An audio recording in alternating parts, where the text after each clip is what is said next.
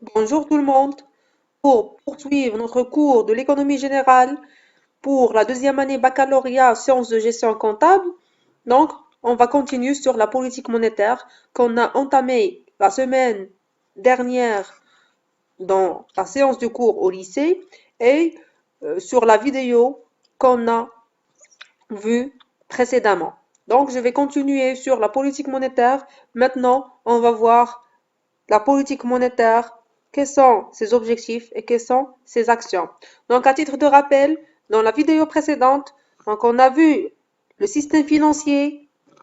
Qu'est-ce que le système financier? C'est l'ensemble des institutions et des mécanismes ayant pour objet de mettre en relation les besoins de financement des uns avec les capacités de financement des autres. Donc, on a vu la finance indirecte, donc le système bancaire marocain.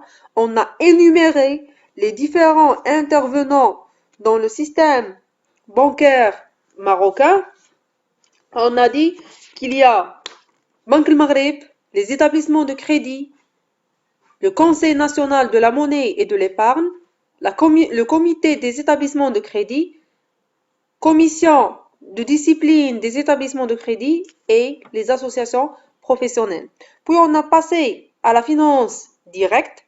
Donc on a vu le marché des capitaux, des différents types de marchés de capitaux, que ce soit le marché monétaire ou le marché financier. Donc on a vu la définition du marché interbancaire et le marché monétaire élargi. On a passé à la bourse des valeurs de Casablanca. On a passé sur son historique, puis ses intervenants, qui sont les sociétés de bourse, le Conseil déontologique des valeurs mobilières, le CDVM,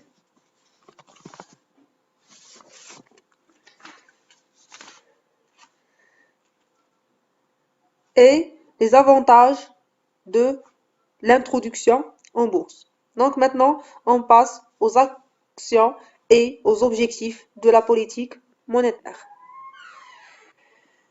Donc premièrement, on commencerait par la notion et les fondements théoriques de la politique monétaire. Donc, en premier lieu, on va définir la politique monétaire. Donc, définition de la politique monétaire. La politique monétaire est un instrument de la politique économique qui consiste à fournir les liquidités nécessaires au bon fonctionnement et à la croissance de l'économie tout en veillant à la stabilité de la monnaie. La politique monétaire est un système qui consiste à se disposer des liquidités nécessaires pour que l'économie fonctionne dans le bon sens et en ayant une croissance, un développement de cette économie, tout en veillant sur la stabilité de la monnaie. Donc la politique monétaire est un système qui consiste à se disposer des liquidités nécessaires pour que l'économie fonctionne dans le bon sens et de la croissance tout en veillant à la stabilité de la monnaie. Parce que s'il n'y a pas une stabilité de monnaie, s'il n'y a pas une stabilité économique, donc on risque d'avoir plusieurs conséquences qu'on va voir par la suite. Donc une quantité de la monnaie en circulation ne doit pas être faible pour ne pas obliger les agents économiques à limiter leur activité économique, ni trop élevée pour ne pas provoquer une hausse des prix. Donc, comme on a vu, l'inflation. La politique monétaire dépend de la Banque centrale. Donc, au Maroc, la politique monétaire dépend de Banque El Maghreb, la BAM. Donc, il y a plusieurs apports théoriques dans ce sens. Donc, premièrement, on voit la politique monétaire comme moyen de lutter contre l'inflation, selon les classiques. Donc, les classiques ont considéré que la politique monétaire est un moyen, est un outil pour lutter contre l'inflation. Donc, les économistes libéraux considèrent que la politique monétaire doit avoir la stabilité des prix comme seul objectif. Pour eux, la monnaie est neutre à long terme sur la production et sur l'emploi. Donc, ils ont dit que la politique monétaire doit avoir comme objectif la stabilité des prix et il considère que la monnaie est neutre. Gardez avec moi cette phrase. Pour les classiques, la monnaie est considérée comme neutre à long terme sur la production et sur l'emploi. Donc, il n'a pas un impact ni sur la production ni sur l'emploi. Irving Fisher montre avec la théorie quantitative de la monnaie que le niveau général des prix est déterminé par la masse monétaire et donc que l'inflation est due à une création monétaire excessive. Donc, lorsqu'on va augmenter la création monétaire, bien sûr, l'inflation va être plus élevée. Une augmentation de la quantité de la monnaie en circulation entraîne une détérioration de la valeur de la monnaie, comme on a vu dernièrement, et une augmentation des prix. Donc, avec le plein emploi et la stabilité de la vitesse de la circulation de la monnaie, on aura une augmentation des prix et donc, ça va donner une inflation. Pour Milton Friedman, donc, l'objectif de toute politique monétaire est la stabilité des prix, donc pour empêcher l'inflation. L'inflation a pour cause l'accroissement anormal de la quantité de la monnaie en circulation. Donc, grosso modo, pour les classiques, la monnaie est neutre à long terme sur la production et sur l'emploi. Elle n'a pas d'impact direct ni sur la production ni sur l'emploi à long terme. Mais la politique monétaire doit garder comme objectif principal la stabilité des prix. Parce que si la masse monétaire en circulation, si la quantité de monnaie en circulation dans l'économie est élevée, ça va nous donner une détérioration de la valeur de la monnaie et une augmentation des prix. Donc, qui dit une augmentation des prix, dit inflation. Alors que pour les keynésiens, la politique monétaire comme instrument de régulation conjoncturelle. Donc, Keynes considère que la politique monétaire est un moyen de réguler la conjoncture de l'économie. Pour les keynésiens, la monnaie n'est pas neutre. Elle a des incidences sur la production et sur l'emploi. Des taux d'intérêt faibles favorisent l'investissement et donc la production. Selon Keynes, la monnaie joue un rôle actif dans l'économie. Les crédits distribués par les banques permettent de financer la production et stimulent par conséquent l'activité économique. La pensée keynésienne peut être résumée à travers la célèbre phrase « Tant qu'il existe du chômage, l'emploi varie proportionnellement à la quantité de la monnaie lorsque l'économie connaît le plein emploi. Les prix varient proportionnellement à la quantité de la monnaie. » Donc, il dit que la monnaie n'est pas neutre, elle a un impact, une influence directe sur la production et sur l'emploi. Donc, si il y a un taux d'intérêt faible, la production augmente par l'augmentation des investissements. Les investisseurs vont être encouragés à investir plus et donc à augmenter leur production.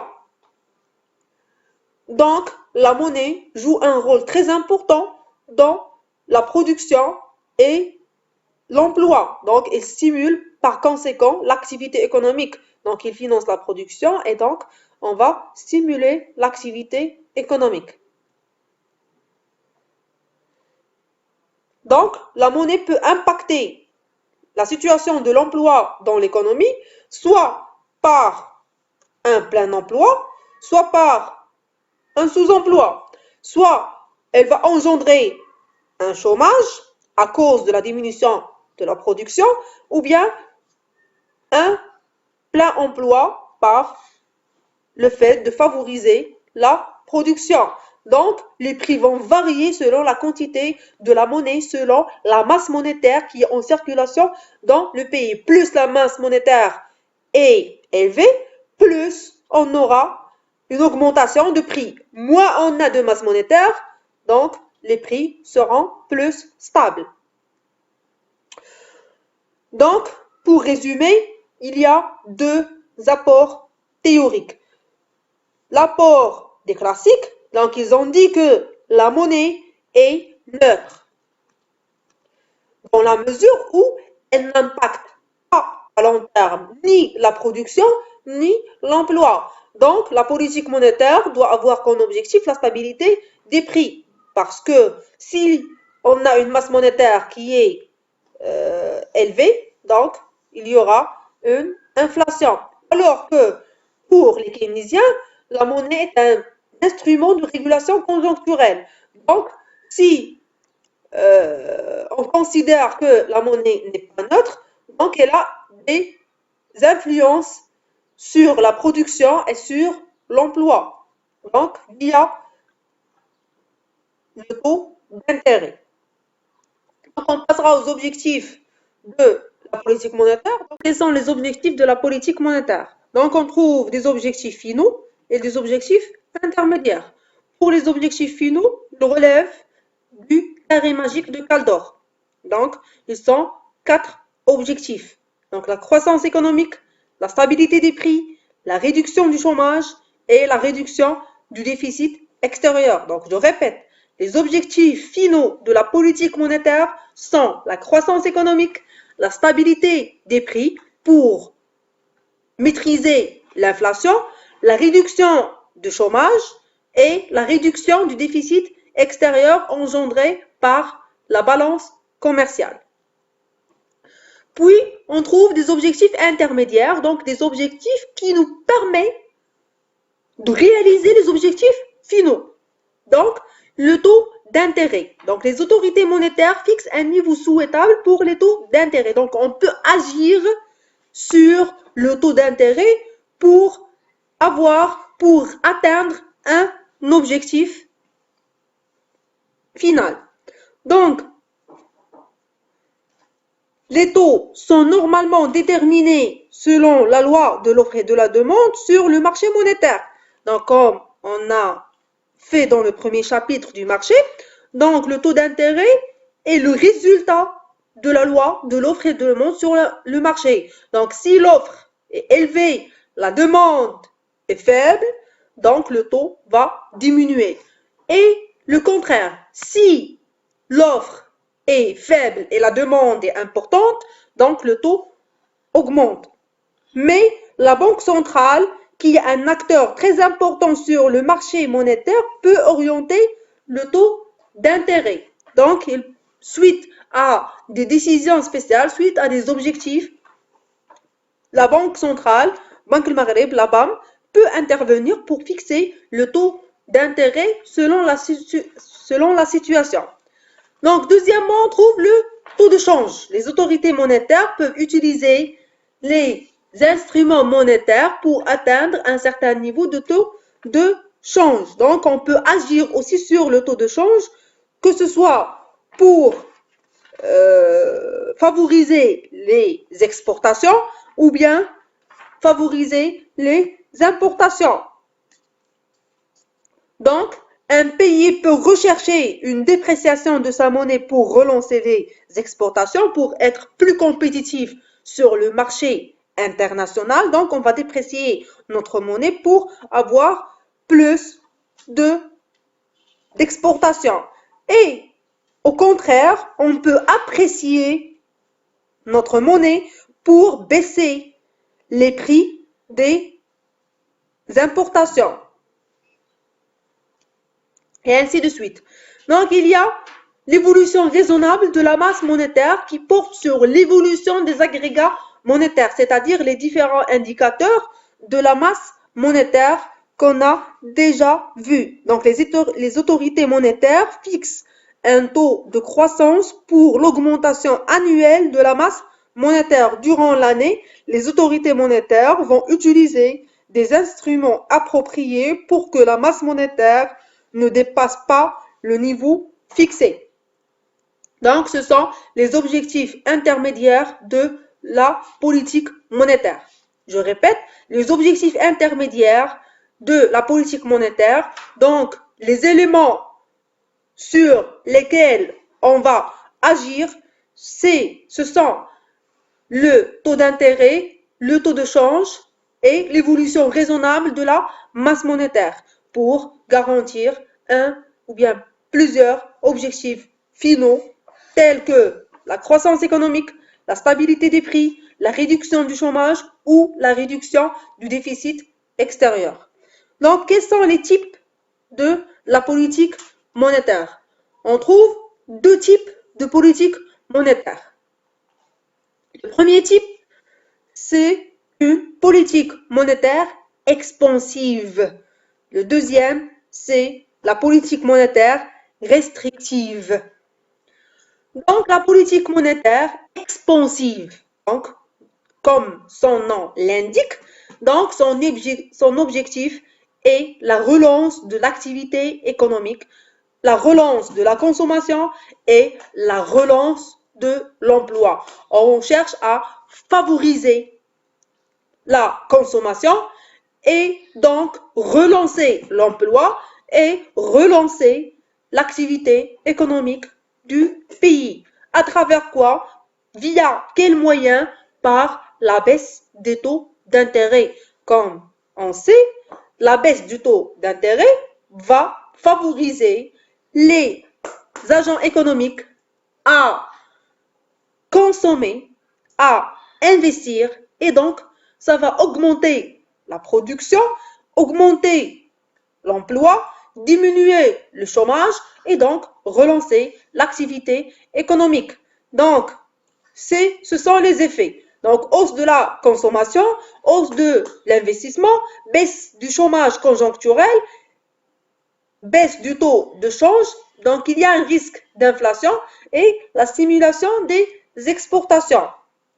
Donc, alors que la politique monétaire restrictive, elle a pour objectif la maîtrise de l'inflation et la recherche de la compétitivité.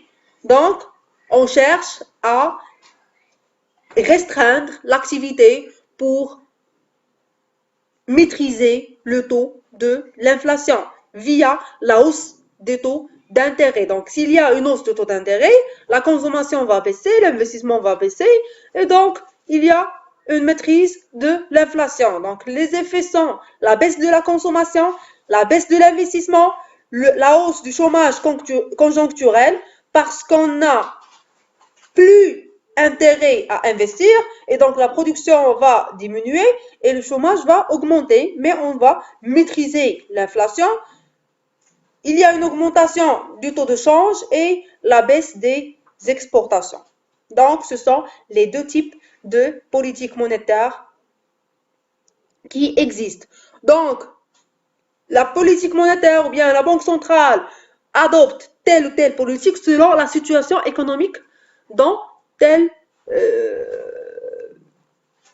vie.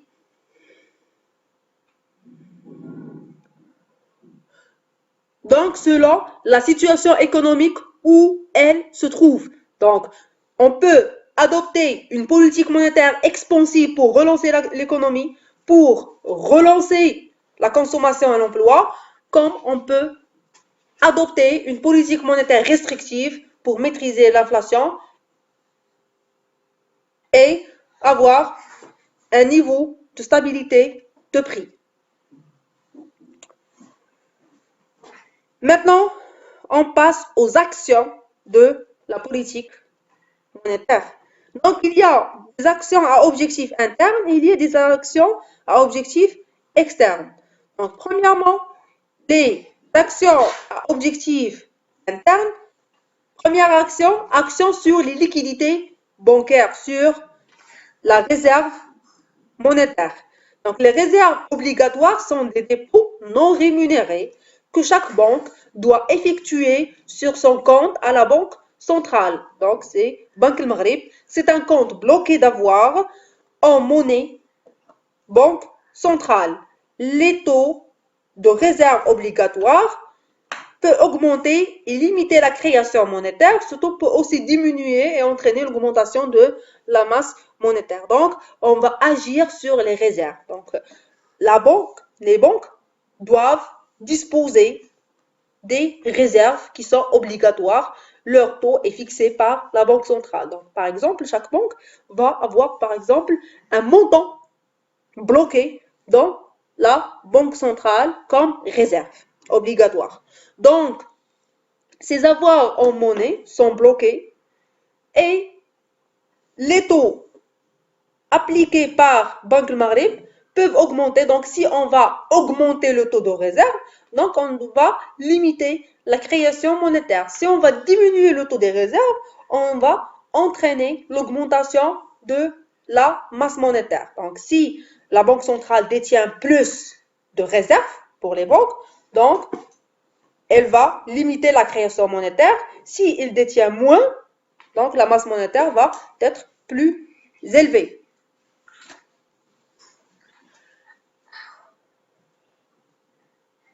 Donc, elle peut exercer des actions sur le marché monétaire. Premièrement, par le taux directeur, qui est le taux d'intérêt au jour le jour décidé par la Banque centrale pour intervenir directement ou indirectement sur la portion interbancaire du marché monétaire où les banques se refinancent ou replacent leur excédent de liquidité. Donc, le taux directeur, c'est un taux qui est appliqué par Banque du Maghreb pour diriger les taux d'intérêt en vigueur dans le marché. Donc, dans ce sens, on a deux cas. Le cas d'une politique de stabilisation et le cas d'une politique de relance. Pour le cas de politique de stabilisation, donc, on va augmenter ou bien diminuer le taux créditeur. Donc, on va augmenter le taux créditeur. Donc, le taux débiteur vont être augmentés aussi. Et donc, on va diminuer la demande de crédit. Donc, lorsque j'ai un taux d'intérêt qui est élevé, donc, je suis découragé à prendre un crédit. Et donc, la demande sur les crédits va être diminuée et par conséquent, la masse monétaire va diminuer aussi. On va par la suite maîtriser l'inflation.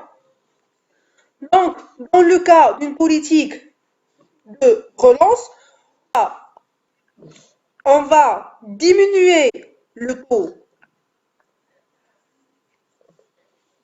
créditeur et par conséquent diminuer les taux débiteurs, ce qui va augmenter la demande sur les crédits. Donc, quand il y a un taux d'intérêt qui est faible, donc je suis encouragé plus à prendre des crédits. Donc, les agents économiques vont être encouragés à prendre des crédits et donc il y aura plus d'investissement. Donc, qui dit plus de crédit, donc dit plus d'investissement et par conséquent, la production va augmenter et le chômage va diminuer. Donc, les deux politiques visent soit à maîtriser l'inflation, soit à diminuer le chômage. La politique de stabilisation vise à maîtriser le taux d'inflation, alors que celle de relance vise à diminuer le taux du chômage. La politique de stabilisation vise à maîtriser le taux d'inflation, alors que celle de relance vise à diminuer le taux du chômage. Donc, autre que le taux directeur, il y a d'autres actions sur le marché monétaire, donc qui est l'open market. L'open market, c'est quoi? C'est une intervention de la Banque centrale sur le marché monétaire pour vendre ou acheter des titres afin de réguler la quantité de monnaie en circulation. Donc, la Banque centrale, donc dans le cas de Maroc, c'est Banque Maghreb, en cas d'excès de liquidité, il y a plus de liquidité, donc elle va vendre des titres pour réguler la quantité de monnaie en circulation. Si il y a insuffisance de liquidité, donc elle va acheter des titres.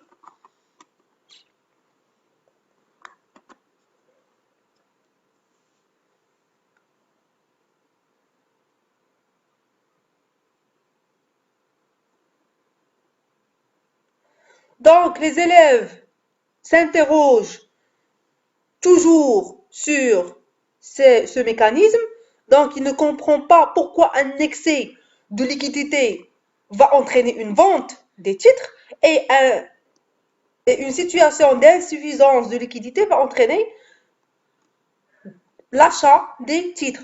Eh bien, tout simplement parce que s'il y a un excès de liquidité, donc la Banque centrale va préparer des titres à vendre aux agents économiques. Lorsque je vais acheter un titre, donc je vais payer la contrepartie en argent de ces titres. Donc, il va ramasser la quantité de monnaie en circulation. Donc, elle va donner des titres en contrepartie de la masse de la quantité de monnaie prise et à un certain terme, donc, j'ai la possibilité de récupérer mon argent contre, bien sûr, un bénéfice derrière. Et pour le cas d'insuffisance de liquidité, donc il n'y a pas de quantité de monnaie suffisante dans le marché, donc elle va acheter, elle va prendre les titres, elle va donner aux agents économiques qui ont ces titres la contrepartie monétaire de ces titres. Donc, pour relancer la situation économique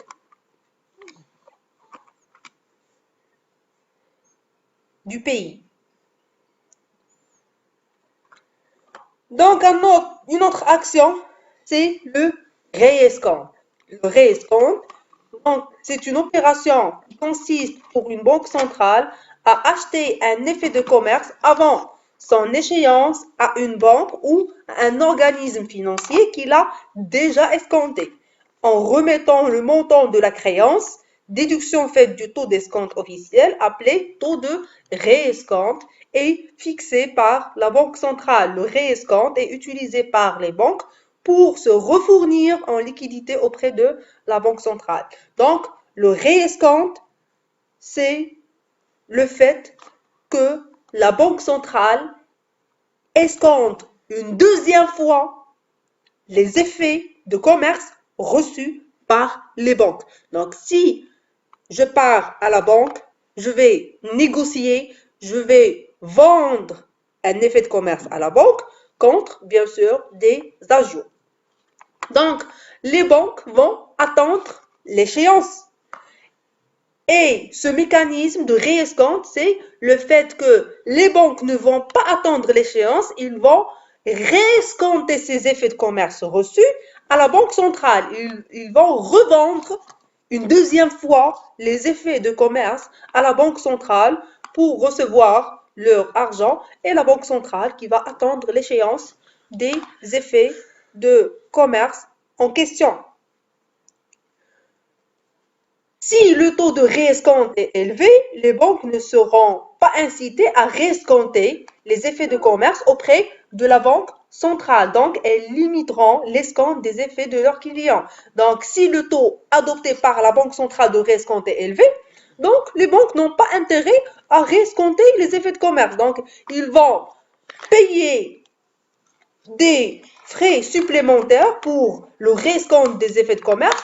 Donc, ils seront découragés à réescompter les effets de commerce et donc, ils vont être face à la limitation de l'escompte des effets vis-à-vis de leurs clients et vice-versa. Si le taux de réescompte est faible, donc ils sont plus incités à escompter les effets de commerce et à réescompter ces effets auprès de la Banque centrale. Donc, cette mesure réduira la distribution du crédit et la masse monétaire. Donc, la mesure de taux de réescompte qui est élevé.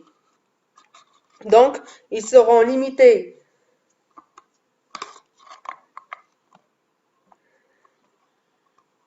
Cette mesure réduira la distribution du crédit et la masse monétaire.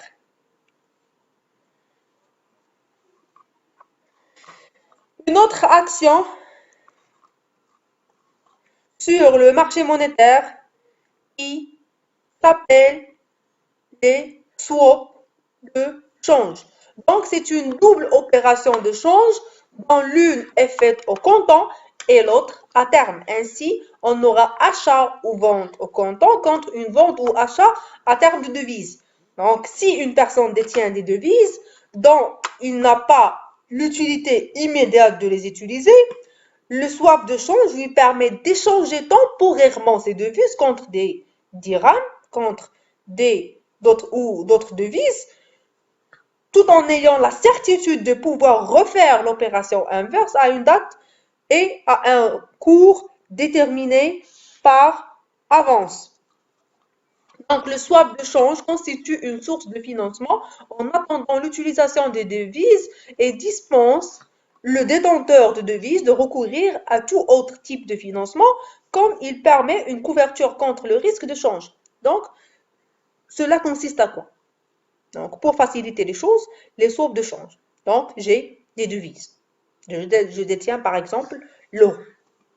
D'accord? Donc, si j'opte pour le swap de change, c'est quoi? Donc, je vais faire avec l'autre personne de vendre maintenant les devises que j'ai, l'euro que j'ai, et de les acheter encore une fois à un terme déterminé. Par exemple, je vais vous vendre maintenant l'euro contre un taux de change et je vais les récupérer, je vais les acheter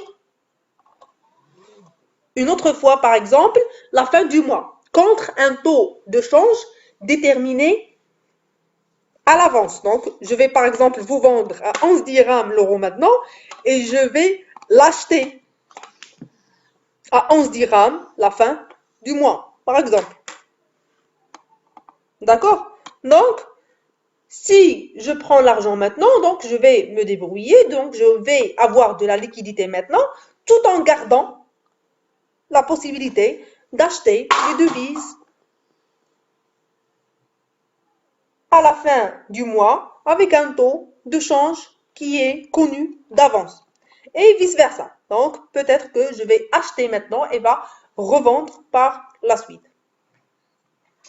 Donc, on a vu les actions à objectif interne. Maintenant, on passe aux actions à objectif externe. Donc, premièrement, en situation de change fixe, la Banque centrale peut décider une dévaluation.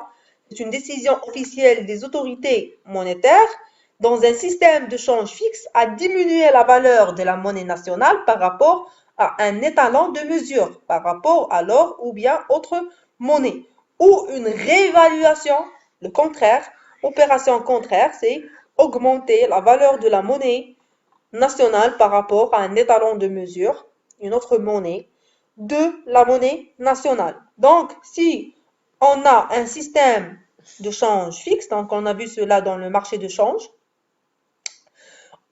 peut-être qu'on va opter pour une dévaluation, je vais diminuer la valeur de la monnaie nationale au détriment d'une autre monnaie, soit je vais opter par une réévaluation, je vais renchérir une autre fois, là, enchérir, enrichir, je vais augmenter la valeur de la monnaie nationale par rapport à une autre monnaie. En situation de change flottant, donc c'est le cas actuellement du Maroc, donc la Banque centrale peut intervenir sur le marché de change pour soutenir la monnaie nationale en cas de dépréciation, en cas de diminution de la valeur de la monnaie nationale constatée sur le marché de change par rapport à une ou plusieurs autres devises, ou pour stabiliser le taux de change en cas d'appréciation, en cas d'augmentation de la valeur de la monnaie nationale par rapport à une ou plusieurs autres devises. Donc, selon la situation, la Banque centrale intervient soit pour soutenir la monnaie nationale en cas de dépréciation, en cas de diminution de la valeur, soit pour stabiliser le taux de change en cas d'appréciation, en cas d'augmentation de la valeur de la monnaie nationale.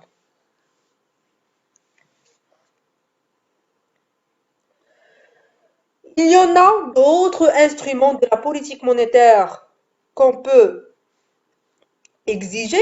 Donc, premièrement, il y a l'encadrement du crédit. C'est une mesure qui impose aux banques des quotas de crédit à ne pas dépasser. Il s'agit de limiter le pouvoir de création de monnaie par les banques. Ce système a été supprimé en 1993 et donc remplacé par la politique de désencadrement de crédit. Donc, l'encadrement des crédits, c'est de fixer une quantité de crédit aux banques à ne pas dépasser. Par exemple, un chiffre qu'elles puissent accorder sous forme de crédit à ne pas dépasser. Donc, c'est l'encadrement du crédit. Donc, ils vont limiter les crédits octroyés par les banques. Et il y a un deuxième instrument de la politique monétaire, parmi les autres instruments de la politique monétaire, c'est la sélectivité du crédit. Donc, les autorités monétaires autorisent l'ouverture de crédit à des secteurs d'activité déterminés qu'elles cherchent à promouvoir, que ce soit aux grandes industries, que ce soit par exemple au secteur du tourisme, au secteur automobile, au secteur aéronautique, ainsi de suite. Donc, le crédit va être sélectif. Je vais sélectionner les secteurs d'activité dont je vais sélectionner les secteurs d'activité avec lesquels je vais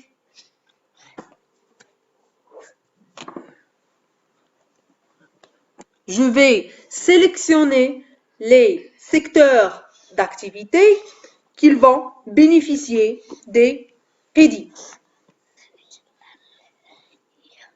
Mais les deux instruments appelés aussi les instruments du contrôle direct de la masse monétaire ont été supprimés au début des années 90 en raison de leurs conséquences négatives sur le financement de l'économie marocaine, que ce soit l'encadrement du crédit ou bien la sélectivité de crédit qui sont actuellement inexistants.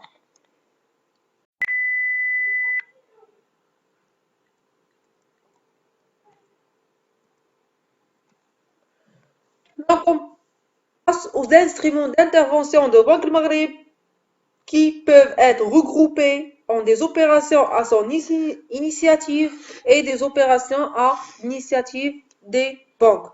Donc, quels sont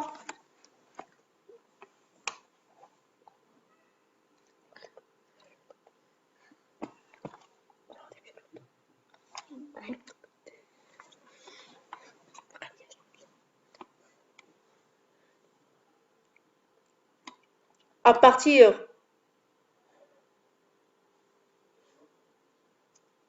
donc quels sont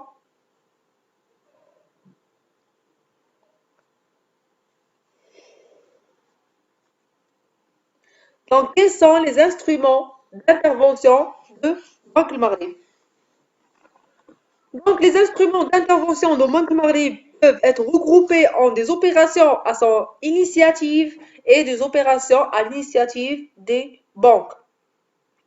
On commence par les opérations à l'initiative de Banque du Maghreb. On trouve des opérations qui sont principales, quand les prévisions de la Banque centrale montrent que le taux interbancaire tend à s'orienter à la hausse à cause d'une pénurie de liquidités ou d'une hausse de la demande sur le marché monétaire, la banque utilise des avances à 7 jours sur appel d'offres, principal moyen de refinancement des banques pour injecter des liquidités et orienter le taux interbancaire vers le niveau cible. Donc, ici, si il y a des prévisions qui tendent à la hausse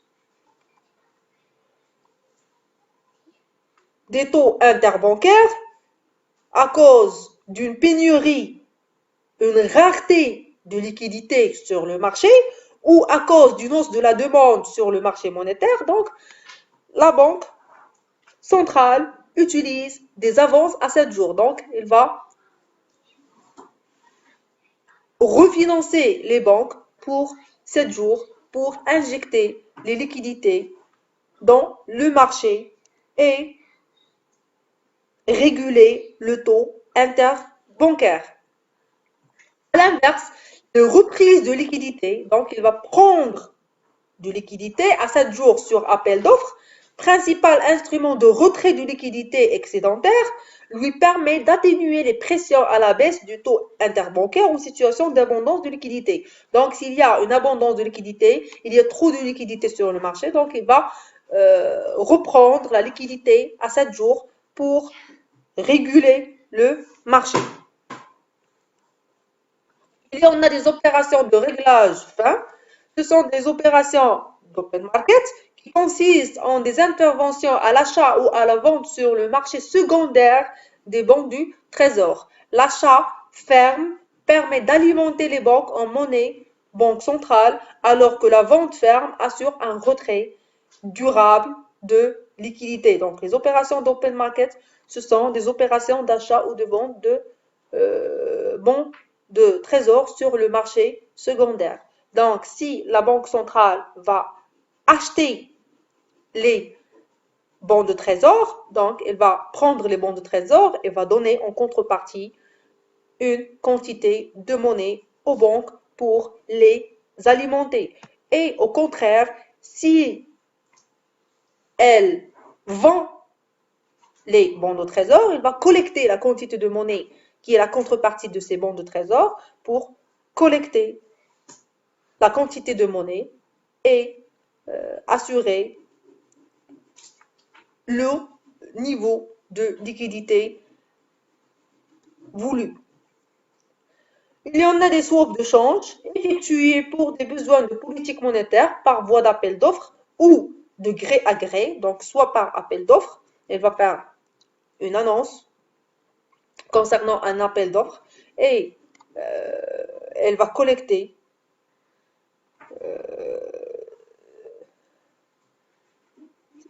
elle va satisfaire ses besoins, ou bien de gré à gré, elle va négocier des contrats de vente ou d'achat de dirhams contre des devises assorties respectivement de la clause de rachat ou de revente à un taux de change préétabli.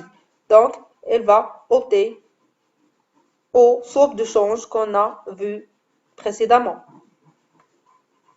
Donc, il y en a des opérations à l'initiative des banques.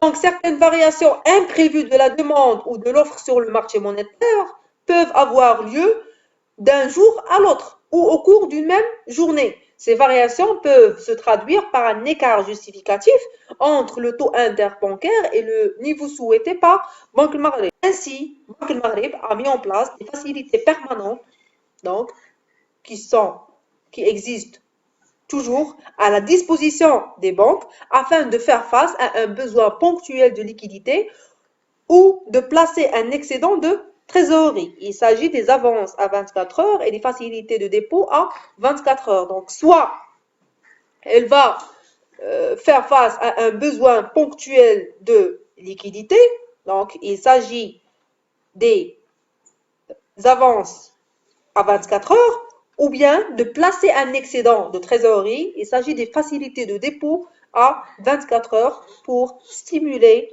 le marché monétaire. Et on trouve la réserve monétaire.